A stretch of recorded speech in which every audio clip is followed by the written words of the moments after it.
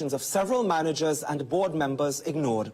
cnc3's investigative team of Mark Bassant and cameraman Michael Ramsing sought answers in this fact-finding mission.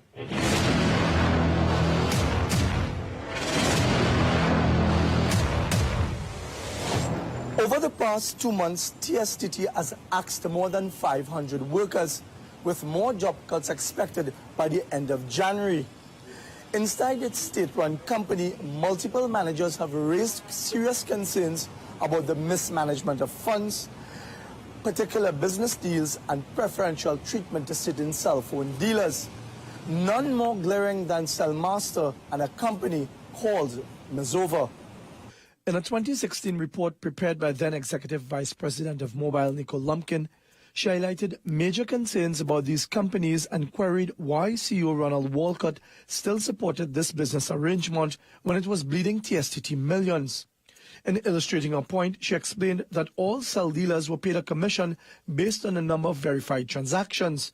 But Cellmaster and Mazova were the exception to this rule, as they were paid a flat commission fee of $9 million and $10 million per annum. In the second graph, Lumpkin shows that most of the other dealers identified had outperformed Mazova by several thousand transactions, who incidentally had the lowest number of transactions of all dealers. While Cellmaster was on par with at least 2 dealers, with the number of transactions close to 15,000, at least 3 other dealers doubled or quadrupled their transactions. Checks by cnc3 revealed that both companies are owned by Richard Smith, the relative of former Minister of Sport Darrell Smith. Lumpkin identified the parameters to judge the financial viability of a dealer contract. The first is average cost to tstt per transaction performed within the dealer store, and the other is the average cost to tstt per subscriber served.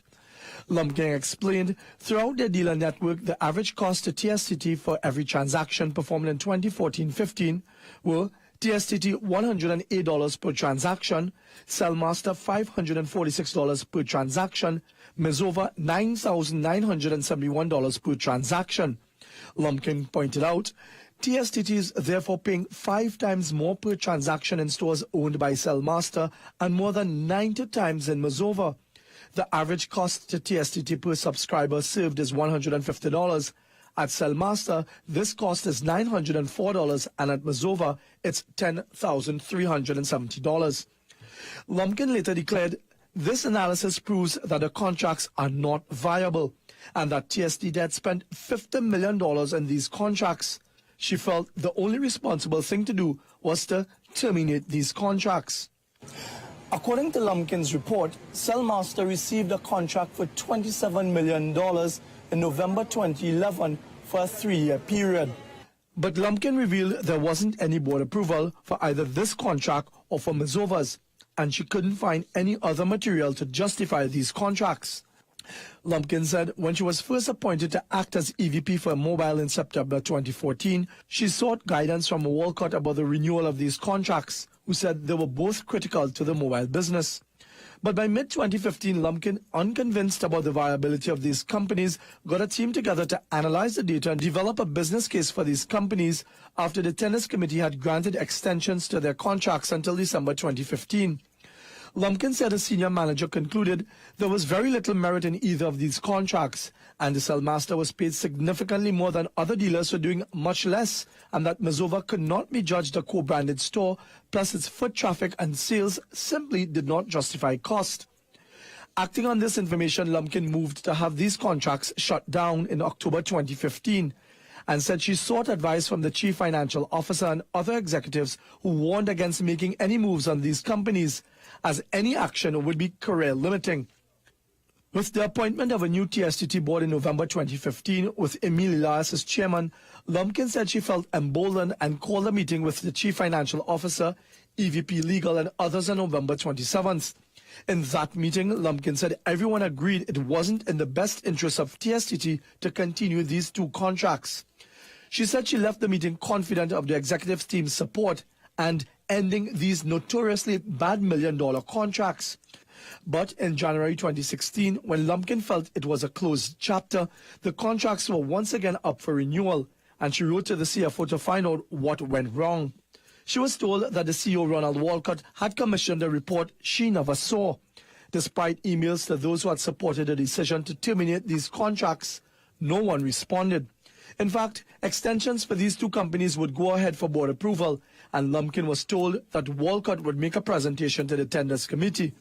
She said, "This is not in keeping with TSTT's usual tender committee process." In early February, Lumpkin received a letter from Walcott asking for an explanation of the circumstances leading to the non-renewal of the contracts for these companies. Lumpkin said Walcott never acknowledged that these contracts placed TSTT in a material loss-making position and that the continuation would be fiscally imprudent. She admitted Walcott had been aware of several irregularities, including the disproportionate amount of commission paid to these companies and TSTT's inability to justify either with a business case. She strongly urged the audit committee to examine a 2013 audit, which was conducted between TSTT and the cellmaster, in which the current CEO, Ronald Walcott, was a named party in the audit. Prudent fiscal management, she stressed, was important so that money would not pass through the organization like a dose of salts, and we who are left behind will see ruin. She hoped the matter would be probed and ferret out any wrongdoers and to protect not only our company, but the nation's patrimony. Lumpkin, in a brief telephone interview with cnc3 last week, did not deny the report, but she did not comment any further. cnc3 and Guardian Media Limited sent several questions to TSTT's CEO Ronald Walcott last week via email, asking why these companies were given preferential treatment without board approval, among other questions. TSTT's Senior Corporate Communications Manager Marsha Caballero said they would respond by Wednesday. This afternoon, she told us via WhatsApp they were in the process of finalizing a response. Mark Bassant, cnc3.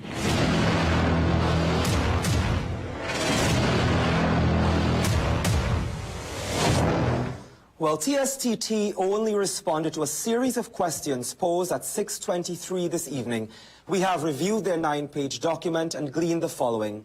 When asked why was Cellmaster and Mizova given contracts without board approval, TSTT claimed that there was no report from Nicole Lumpkin and insists that they have robust procurement and that the board ratifies all Cellmaster and Mizova contracts.